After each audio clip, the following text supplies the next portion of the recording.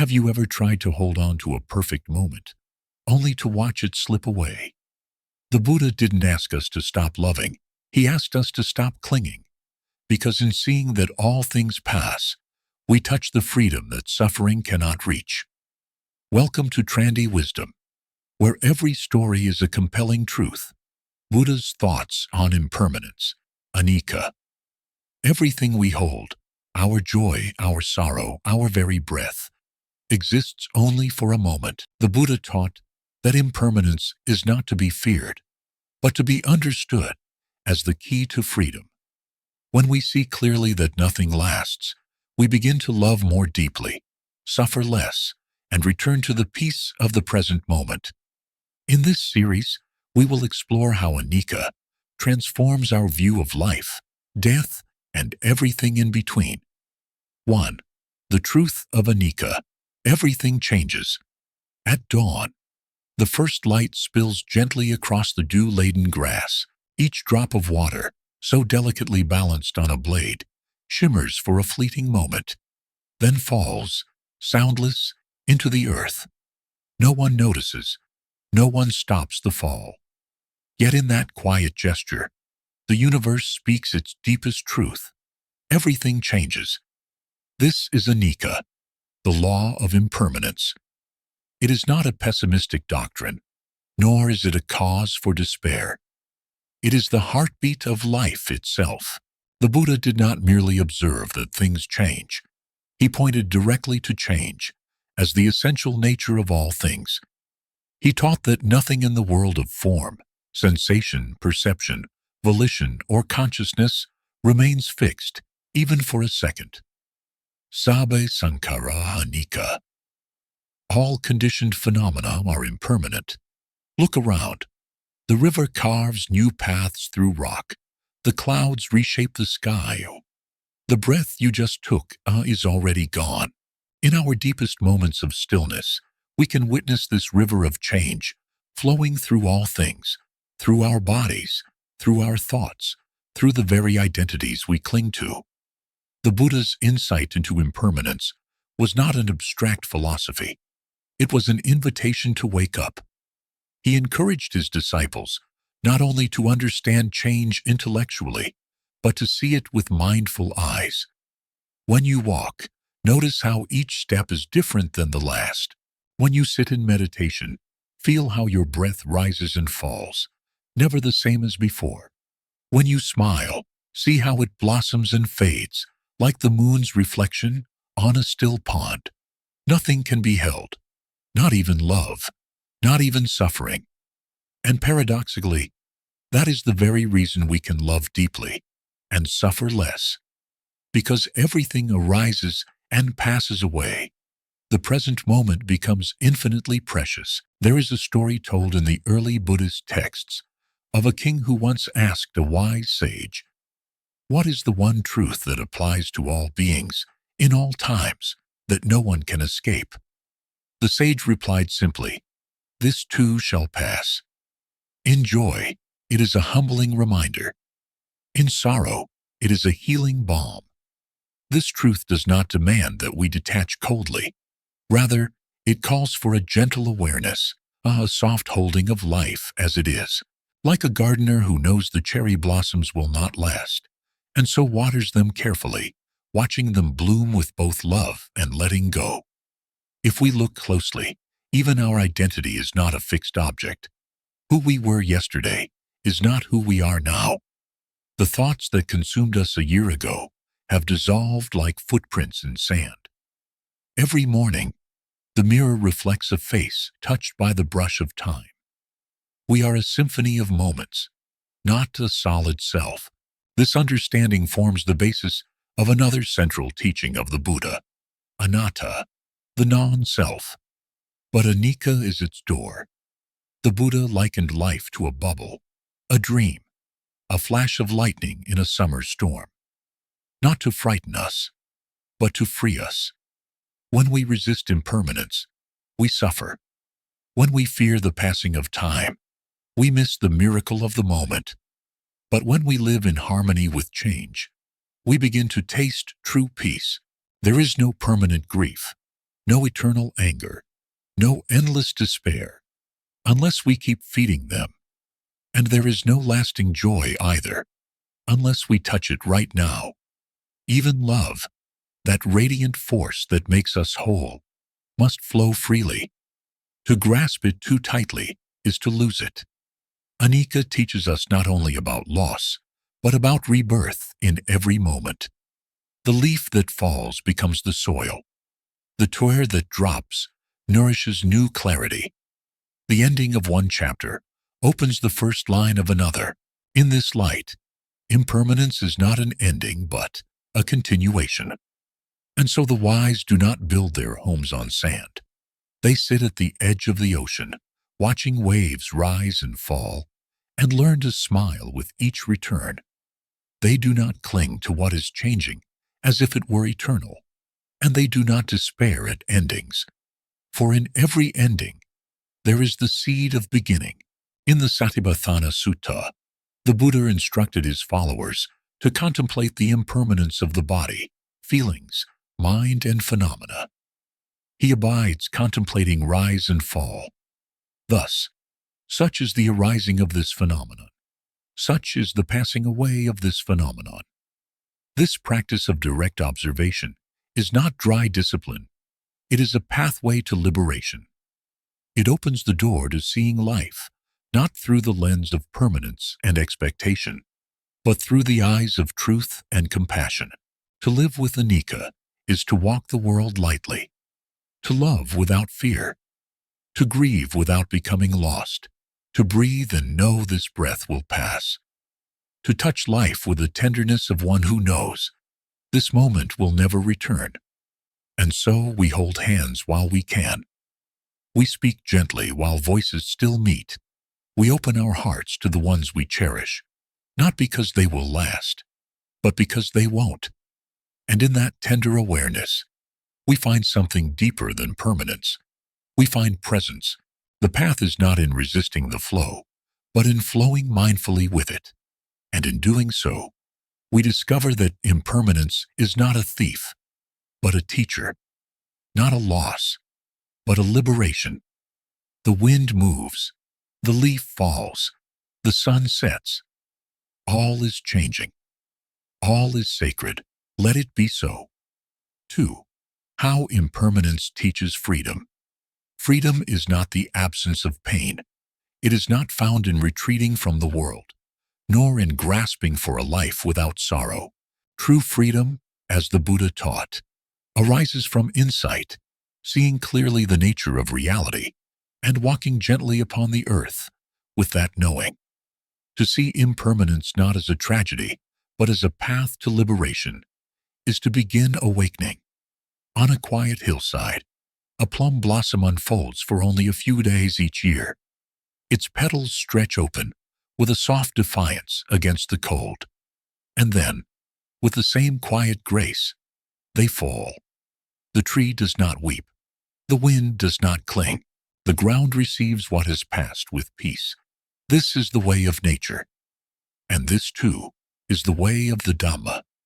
The Buddha saw that suffering does not come from change itself. Suffering comes from our resistance to change. We chase after what is already dissolving. We fear what has not yet arrived. We try to hold the unholdable. The cause of our bondage is not impermanence. It is our craving for permanence in a world that is not built to last. He taught, all conditioned things are impermanent. When one sees this with wisdom, one turns away from suffering. This is the path to purification. These words from the Dhammapada are simple, but they ask of us a profound shift, to stop wishing that life would remain still and to start dancing with its rhythms. To understand impermanence is not to become indifferent, but to become spacious. We stop clinging to every joy, every opinion, every identity, as if it defines us. And in that space, something begins to loosen. Our fists unclench, our minds settle.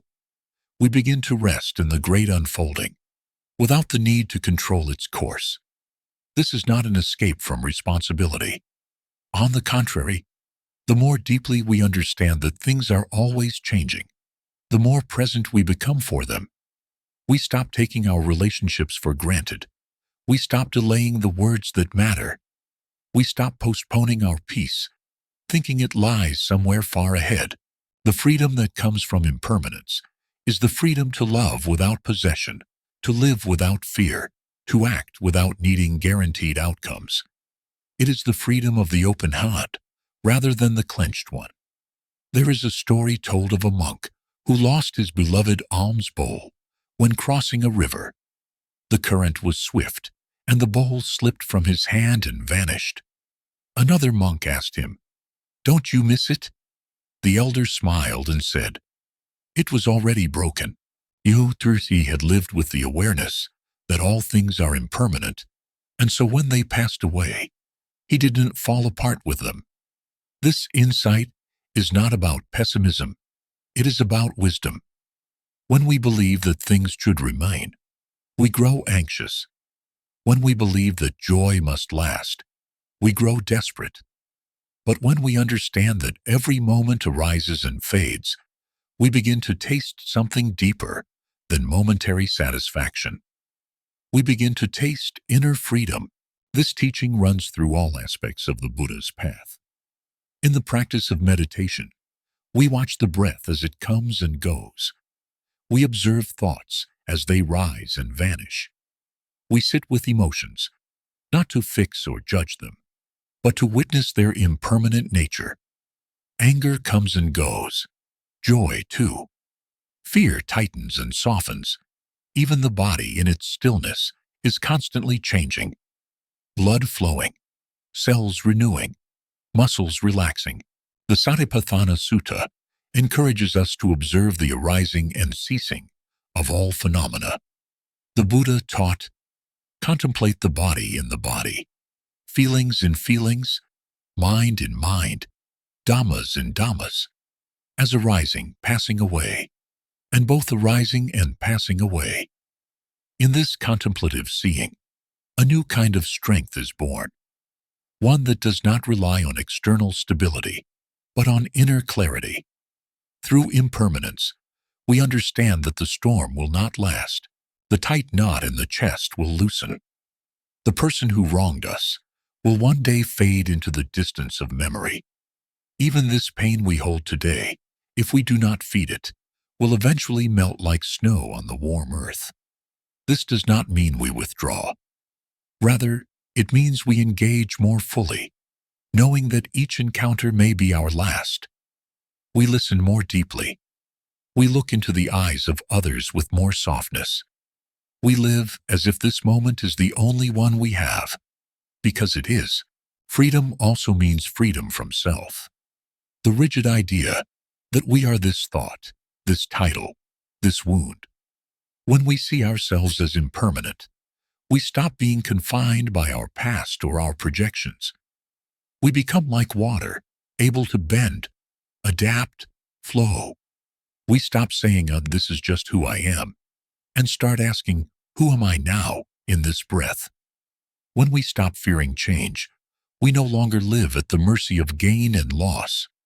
We walk the middle path, not high on success, not crushed by failure. We welcome the seasons, both within and around us, and because we are not resisting life, we begin to rest in it. To walk in freedom is not to be untouched by life. It is to be touched by everything, and yet not imprisoned by anything. The petals fall, the child grows, the fire turns to ash, but in each changing form, we find a teaching. The lesson is always the same. Be here now. Let go. Love more fully because you cannot hold forever. And when the moment passes, bow to it and keep walking. The wind carries the leaf. The wave carries the tide. The Dhamma carries us, if we allow it. Let impermanence be your teacher. Let it show you the peace of release. Let it lead you not to a perfect life, but to a life deeply, joyfully free. 3. Suffering, attachment, and the river that flows. In the heart of the mountains, a river winds quietly through stone and root. It does not ask for permission to flow. It does not resist the boulder or cling to the bank. It moves with a grace that know its own impermanence. Yet we human beings so often find ourselves standing beside that river, trying to cup it in our hands, trying to freeze what cannot be frozen. This is the story of suffering. The Buddha saw it clearly more than 500 years ago. He did not deny suffering. He placed it at the center of his first teaching, dukkha, the unsatisfactoriness woven into all of conditioned life. Birth is suffering. Aging is suffering. Illness, death, separation from what we love, union with what we do not love, all of it suffering. But why? Not because the world is cruel, or because life is punishment. Suffering arises because of our attachment to what is passing, because of our refusal to see life as it truly is, impermanent, fluid, changing moment by moment. We suffer because we love the river, but demand it be still. In the Samyutta Nikaya, the Buddha taught, from craving arises sorrow, from craving arises fear. For one who is free from craving, there is no sorrow. How then fear? Craving, tanha, is the thirst that fuels attachment. It is the belief that if we could just possess something, this person, this feeling, this recognition, then we would be tov, happy, whole. But all things that arise must pass away. And so the deeper the attachment, the deeper the wound, when life inevitably changes. We lose the job, the relationship ends, the body weakens, the praise fades. And because we had tied our sense of self to these things, their loss feels like a loss of identity. Who am I if I am no longer loved? Who am I if I am no longer strong, admired, successful? This is how clinging turns suffering into bondage. The Buddha likened this to picking up a burning coal with the intention of throwing it at someone, but ending up burning yourself. When we grasp tightly to what cannot stay, we are always the first to be hurt. And yet, this realization is not meant to lead us to despair. It is the door to freedom. Imagine standing at the edge of a river, not to conquer it, but to observe. Watch how the water moves over stones, how it carries leaves without resistance. Try to hold a wave, and it slips through your fingers. But let it flow, and it will nourish the land, quench thirst, reflect the moon. The same is true for all things in life. Love, joy, sorrow, memory. They are beautiful when flowing, but suffocating when caged. We are invited in each moment to become that river, to let life pass through us without the need to possess it, to allow love without ownership, to feel pain without becoming pain. In the practice of mindfulness, we begin to see our attachments as they arise. The clench in the jaw when someone disagrees, the tightening in the chest when a loved one leaves, the silent plea for permanence in a world built on flux. We learn not to suppress these reactions, but to hold them in awareness. Hello, fear. I see you. Hello, clinging. I recognize you. And slowly, through gentle seeing, they begin to loosen. In the Satipatthana Sutta, the Buddha urges us to contemplate the arising and passing away of feelings. As feeling is, so is its arising, so is its passing away. This practice is not mechanical. It is deeply human. It teaches us to sit with our suffering not as victims, but as compassionate observers.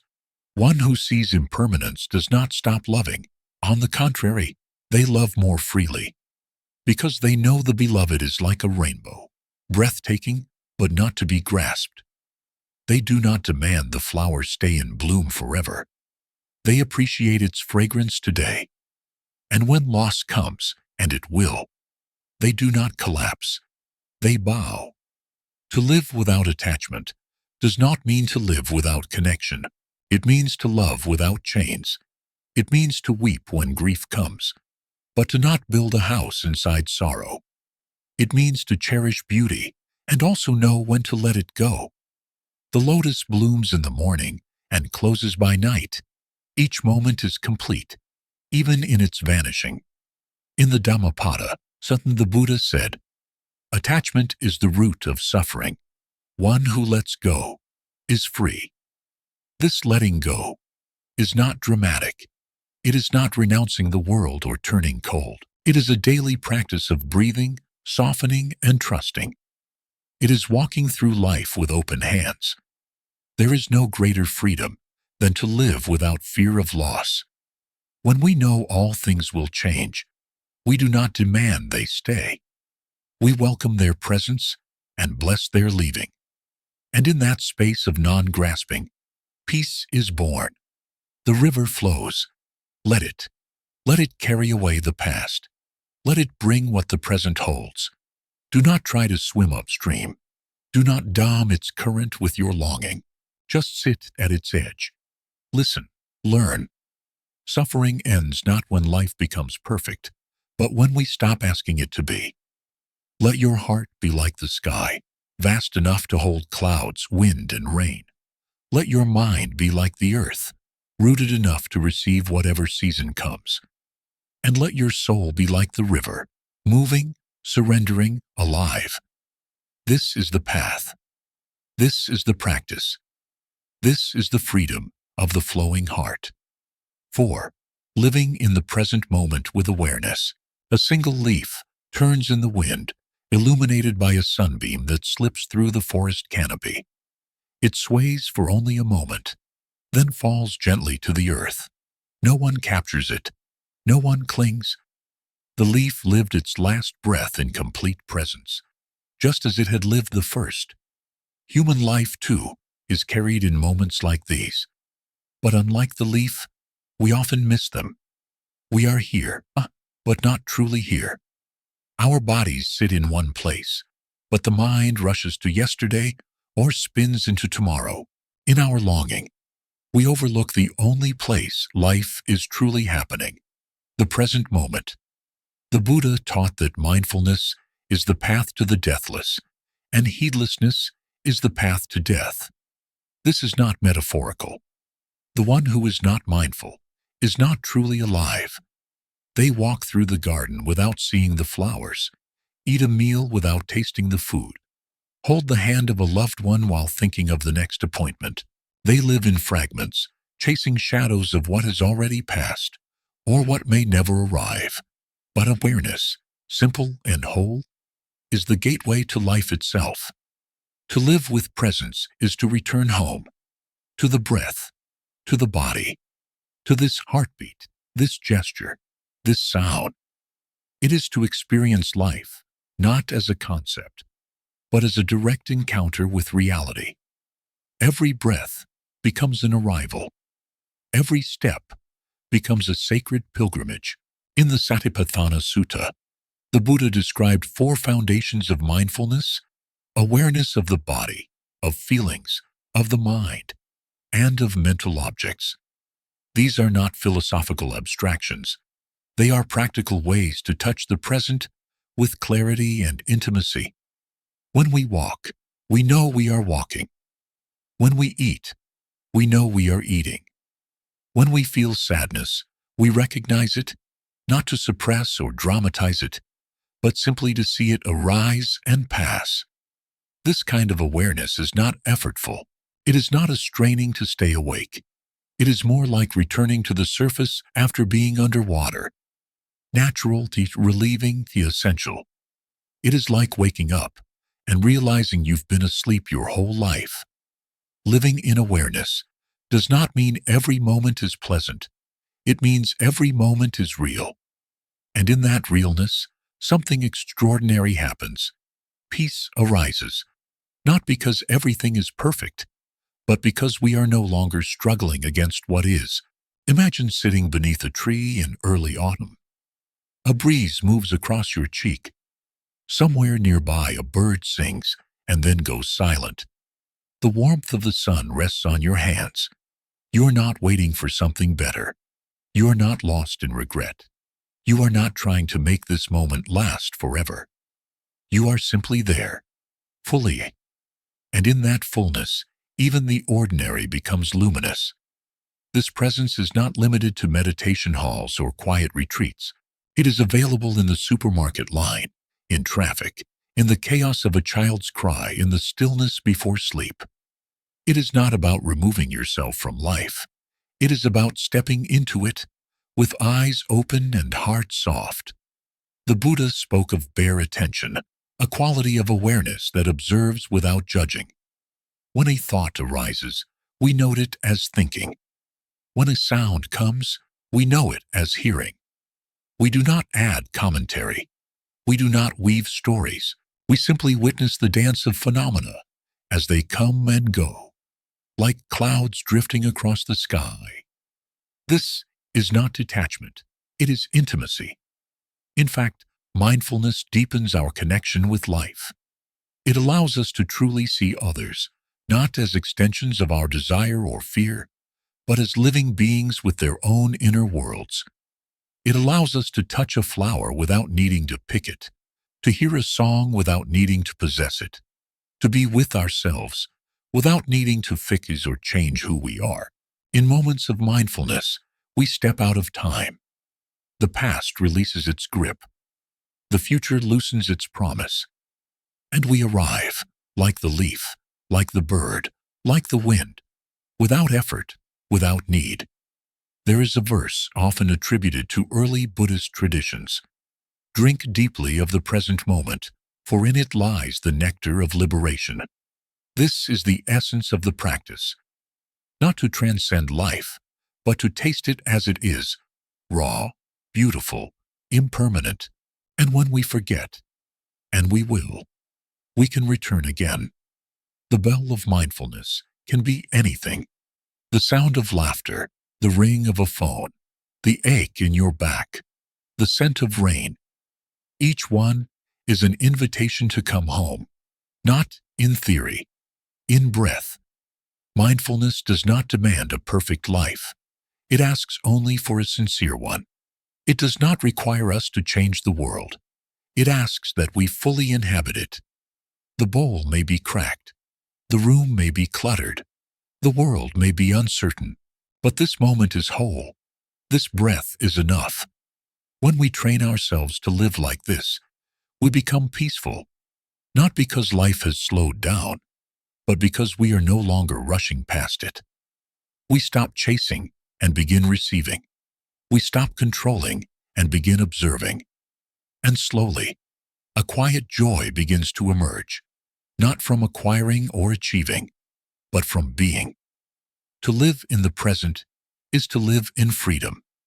Not freedom from pain, but freedom from being lost in pain.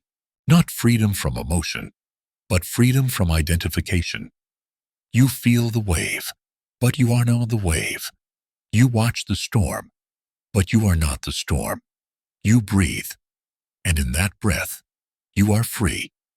And so, when you wash the dishes, wash the dishes. When you listen to a friend, listen to a friend. When you walk, walk like someone who has nowhere to go and nothing to prove. Each moment is the teacher. Each breath is the path. Each step is the arrival. The present moment is not a stepping stone.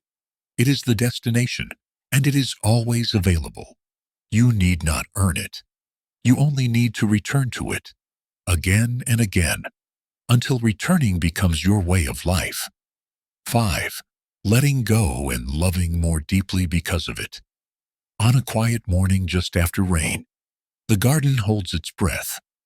Water still clings to the petals of the lotus, trembling gently before falling back into the pond. The flower doesn't resist. It doesn't grasp the drop that leaves its curve. It lets go. And in doing so, it remains open, radiant, complete. Letting go is not about losing. It is about releasing our insistence that things stay the same. It is about loosening the hand that holds too tightly, not because love is gone, but because love, true love, cannot be caged. The Buddha taught that the root of suffering is attachment, not love itself, but our grasping at love, our fear of losing it, our attempts to fix, possess, or control what is by nature impermanent. When we love without wisdom, we cling. And when what we cling to begins to change, as all things do, we panic. We suffer. We try harder to hold on. But what if we could love like the lotus holds the dew, tenderly without demand? In the Dhammapada, the Buddha said, "Let go of what is before. Let go of what is behind. Let go of what is in between. With a heart free from attachment, cross over to the other shore." This is not a call to abandon life. It is an invitation to engage more fully, without entanglement, to participate in the dance of living with arms wide open, knowing we cannot freeze the music. Letting go is often misunderstood. It's not a rejection, a shutting down, or a turning away. It is the opposite. Letting go means we stop resisting the truth of impermanence. We stop fighting change. We stop trying to lock life in place. And in that surrender, we find a deeper kind of love, not built on control, but on presence. When we cling to a loved one, we may think it is love, but often it is fear. Fear of loss, of change, of loneliness. This fear contracts the heart. It limits our ability to truly see the other person, to accept them as they are.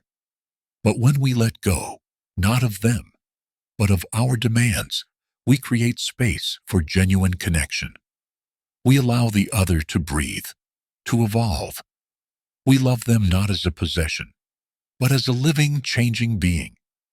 This is compassionate love. Love without strings. Love that liberates both self and other. In meditation practice, we observe the mind's tendency to hold on to thoughts, emotions, even pain. The moment something unpleasant arises, we contract. The moment something pleasant appears, we try to prolong it. But through mindfulness, we begin to see the nature of all experiences, arising, dwelling, fading. We learn not to chase, not to flee, but simply to be with what is. And in that stillness, in that allowing, the grip softens. Letting go does not mean that we stop caring. It means we stop controlling. It means we bow to the cycles of life, birth and death, arrival and departure, joy and sorrow.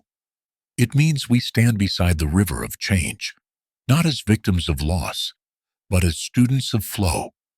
One who has learned to let go can love without fear. They can sit with someone in pain without needing to fix it. They can rejoice in another's happiness without envy. They can hold the dying hand of a parent, not trying to stop death, but offering presence with every breath. This love is not dramatic. It is not built on passion or possession. It is quiet, steady, and spacious. Like the sky holding clouds, like the earth holding seeds. In the Majjhima Nikaya, the Buddha taught the simile of the saw, where he spoke of enduring even the most difficult situations with a mind that does not cling to anger or hatred. The teaching is clear. When the heart is free from attachment, even to our own views, pride, or wounds, it becomes capable of extraordinary compassion. Letting go is also letting ourselves be loved. Often we carry old stories of being unworthy, unlovable, unseen. We hold on to our past like a raft, long after we've reached shore. But healing begins the moment we release the identity built around pain. We stop needing to be right. We stop needing to be perfect. We let the moment love us as we are. There is a beauty that arises only when we no longer seek to own beauty. There is a joy that arises only when we stop chasing joy. When we are no longer entangled in our expectations, we begin to see what's really here.